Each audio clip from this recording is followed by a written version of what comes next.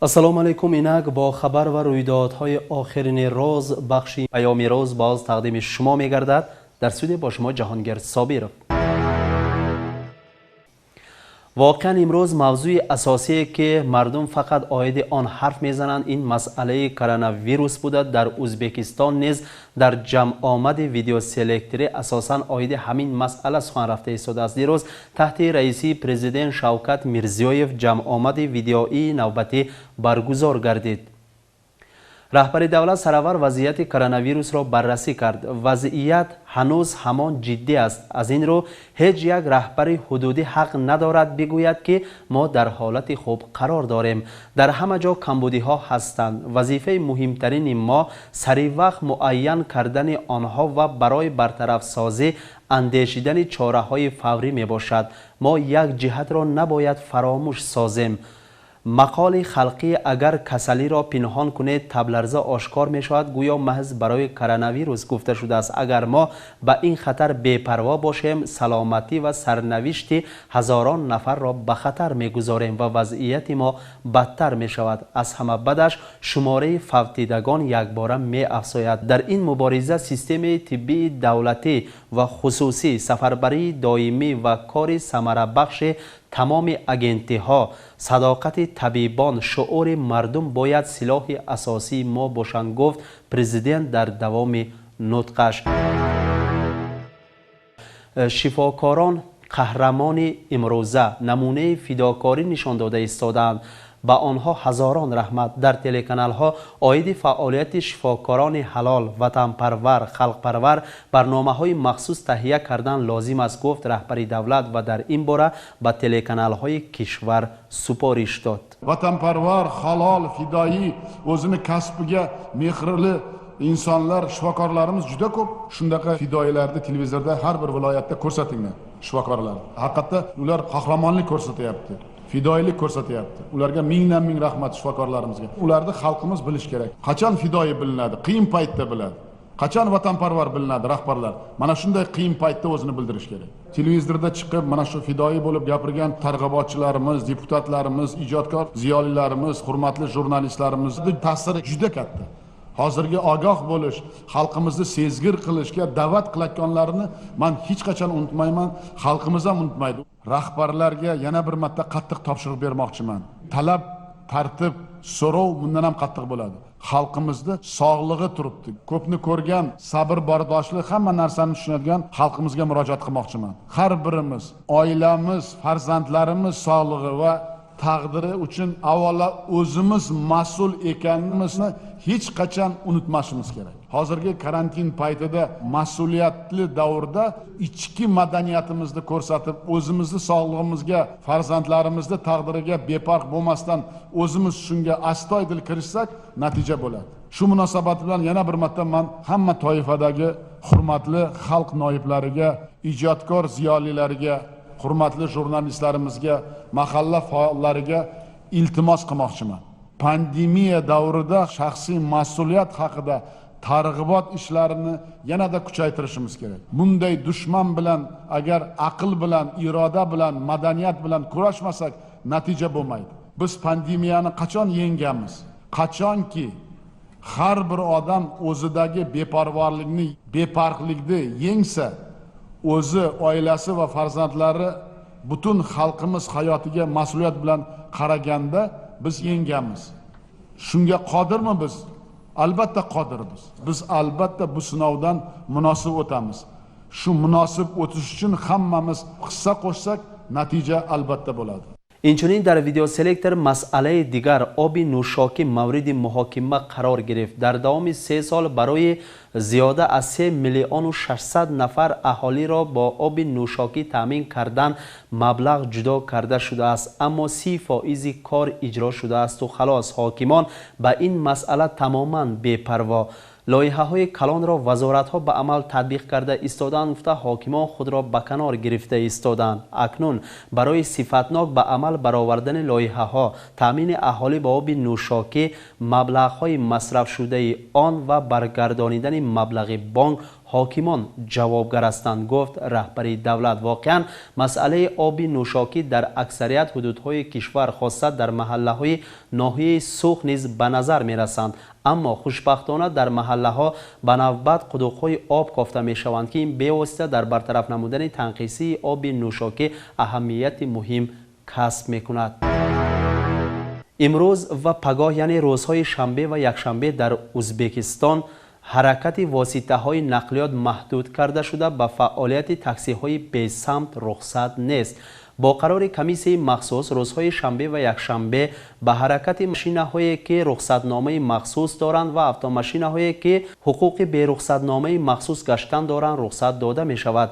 روزهای شنبه و یکشنبه دکان‌های خوراکواری البته فعالیت خود را دوام می‌دهند. امروز در ناحیه نیز به این مسئله از جانب مسئولان اعتبار علاهیده داده شده. چاره‌های کرانتین را باز هم پرزور کردند و در بلاک پاست‌ها خادمان شعبه کارهای داخلی و گوارد ملی نشسته نگذاشتند که به ضرورت و رخصتنامه مخصوص یگان واسطه نقلیات از این حدود به دیگر حدود گذرد. در ضمیر این همه سعی و حرکت‌ها منفعت ما و شما، سلامتی شهروندان می‌خوابد که این را ما نیز خوب درک نموده به این مسئله از روی عقل نگاه کردنمان شرط و ضرور است و به قاعده‌های کرانتین رعایت کردن از مهمترین مسئله‌ها به شمار می‌رود در وضعیت کنونی. برحق است که در شرایط پاندمی کرونا ویروس در بعضی حدودهای کشور به طور سنوی افزایش نرخ محصولات‌های طبی خصوصا داروها به نظر رسیده ایستادند که در این باره پرزیدنت نیز در ویدیو سلکتر حرف زده مسئولان را سخت زیر تنقید گرفته بود. اگر این حالت به نظارت گرفته نشود به ناراضگی شهروندان سبب می‌گردد. به همین خاطر در ناحیه ما نیز از جانب پروکراتور و شعبه دپارتمنت دایر به جنایت‌های اقتصادی حضور پروکراتور این حالت به نظارت گرفته شد. روز 16 ایول تحت رئیسی پرزیدنت کشور جمع‌آمد ویدیو سلکتری برگزار گردیده بود. ضرورت برگزار گردیدن جمع‌آمد وقت‌های آخر زیادشوی حالت‌های سرایت یابی و مرگ در ولایت‌ها، اینچنین زیادشوی شکایت‌های اهالی درباره صورت و صفت خدمت‌رسانی‌های طبی به اساس بالا رفتن نرخ محصولات‌های طبی در داروخانه‌ها میباشد. پرزیدنت در دوام سلکتر کارهایی را که در شهر تاشکند و اطراف آن بر ضد کرونا ویروس به عمل برآورده میشوند تنقید کرده و مسئولان و رهبران شهر و ولایت‌ها آگاهی داد. در وقت پاندمی واسطه‌های دارویی که بر ضد اینفکسیا تاثیر رسانیده می‌توانند طلب خیلی زیاد شده است و در نتیجه نرخ 61 نمود واسطه‌های دارویی به طور سنوی بالا رفته ایستاده است. Shuningdek, joriy yilning 14-yilki O'zbekiston Respublikasi Prezidenti raisligida video selektor yig'ilishlar bo'lib o'tib, ushbu yig'ilishlarda koronavirus pandemiyasi davrida koronavirus infeksiyasini tarqalishini oldini olish bo'yicha chora-tadbirlar belgilangan. Xususan, aholi birlamchi ehtiyoj mahsulotlari, oziq-ovqat mahsulotlari, dori-darmon va tibbiy buyumlarning narxini asossiz oshishini oldini olish, ular sun'iy tanqislikni keltirib chiqarmaslik, chunki narx-navo barqaror ta'minlash bo'yicha topshiriqlar berilgan. Ta'kidlash kerakki, joriy yilda koronavirus pandemiyasi bo'lgan davrda aholi orasida koronavirus infeksiyasiga ta'sir qiluvchi 61 turli dori-darmon vositalariga nisbatan ehtiyoj juda oshib ketgan. Xususan, ushbu dori vositalariga biz ergaferon, anaferon, kagatsel kabi dori vositalarini keltirib o'tishimiz mumkin. Shundan kelib chiqib tuman prokuraturasi, iqtisodiyotga qarshi kurash departamenti So'x tuman bo'limi, So'x tuman davlat soliq inspeksiyasi xodimlari bilan birgalikda tumandagi barcha dorixonalarda 3 oylik dori-darmon zaxirasini yaratish, shuningdek dori-darmon vositalari narxini asossiz oshirmaslik, sun'iy tanqislikni keltirib chiqarmaslik, narx-navo barqaror ta'minlash bo'yicha tushuntirishlar olib borildi. خادمان پروکراتور و شعبه دپارتمنت حضور پروکراتور به داروخانه‌ها رفته حالت را آموختند و مسئولان نقطه فروش داروها را آگاه ساختند که نرخ اربیدال، کاگوسیل، اینگاورین، ارگوفرون، انافرون و دیگر 61 عدد نمود واسطه‌های دارو در حالت پیشنهاد فروخته شود که در عکس حال آنها به جوابگری کشیده می‌شوند. Jinoyat kodeksining 257-prim moddasida nazarda tutilgan sanitariya oid qonun hujjatlarini buzish yoki epidemiya qarshi kurash qoidalarini buzish nazarda tutilgan jinoiy javobgarlikka kelib chiqish haqida ogohlantirishlar olib borildi. مسئولان داروخانه‌های ناحیه سوخت نیز وعده دادند که به قانون شکنی راه نمی‌دهند و داروهای مذکور را در حالت پیشینه به فروش می‌گذارند، زیرا در وقت پاندمی کرونا ویروس در زمانی که به سر مردم تشویش آمده است استفاده بردن به منفعت خود این گناه عظیم و هم علیه قانون مملکت میباشد. به اساس دارو درمان نرخش نمیبردارم، اما چیزی که باشد پیش هم خیلی نرخنده رفته میگیرد. آگاه کردن از پروکراتور خودمون آگاه کردن همیشه. در بعضی داروخانه‌ها تا حال گذاشته نشدن نرخ داروها، این البته جای تأسف از خادمان پروکراتور در این خصوص نیز مسئولان را آگاه ساختند و گفتند که هنگام وارد خریدار به داروخانه به قاعده‌های گیگینی رعایت کرده شود، در عکس حال موافق قانون با آنها چاره دیده می شود. و به شما باز یک خبر مهم را میرسانیم. با فروش محصولات های گوشتی و شیری، مالی، قناده، محصولات های زود ویران شونده تنها در حضور پیشتخته های یخدان، ویترینه ها اجازه داده می شود و خلاص. اجرا نکردن این طلبات ویرانکنی قاعده سودا یا خدمت رسانی دانسته می شود و برای شهروندان از 223,000 تا 1,115,000 سوم و برای منصبداران از 1,561,000 سوم جریمه پیش بینی شده است. الحال شما را با خبرهای مهم دنیا در صحیفه دنیا 24 شناس میکنیم.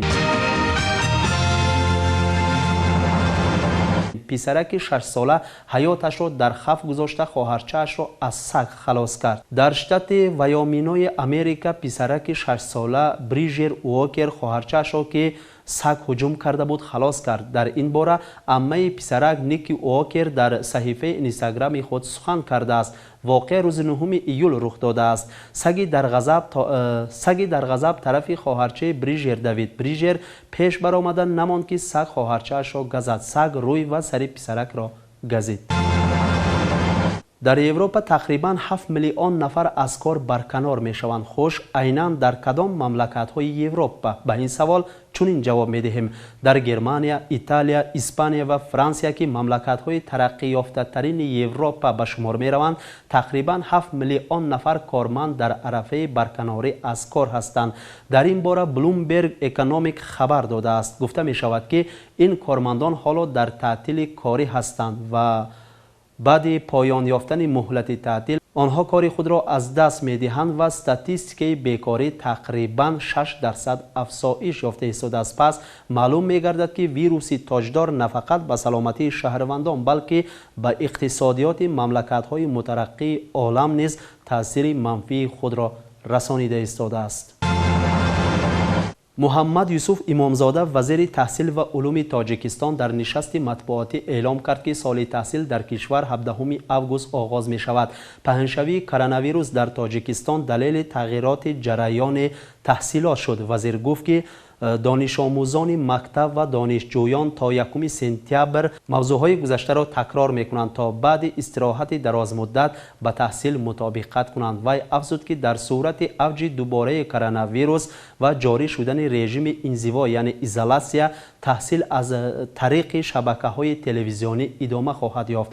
یادآور می‌شویم که سال تحصیل در تاجیکستان 27 اپریل قطع شده بود. توده ملخ تا حال 8096 گکتار زمین ولایت یونان چین را که در جنوب غربی این کشور جایگیر است اشغال کرد.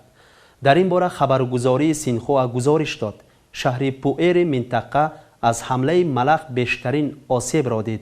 در 8018 گکتار زمین این شهر توده ملخ پهن شد. حکومت محلی برای مبارزه با ملخ چاره‌های گوناگون را عملی می‌کند. استفاده داروهای کیمیایی و بیولوژی از این جمله‌اند. با یاری درون‌ها به میدان‌ها داروی کیمیایی آفتکش می‌پاشند. با این اصول از 28 ایون تا امروز حدود 6938 گکتار زمین را از ملخ پاک و تازه کردند. این بود با خبرهای مهم کشور و عالم بخش خبری پیام روز و در همین جا به بخش خبری حسنی انجام می‌بخشیم و در آخر تکرار شود هم گفتنیم که به نقاب طبی اگر ضرورت نباشد به کوچه نبرایید، به قاعده‌های کرانتین رعایت نمایید. ما برای شما در کارگاهیم، شما برای ما در خانه بمانید، زیرا تنها اصول گرفتن پیش راه پنجشوی کرونا ویروس همین است. شامتان بخیر باشد، ما را ترک نکنید.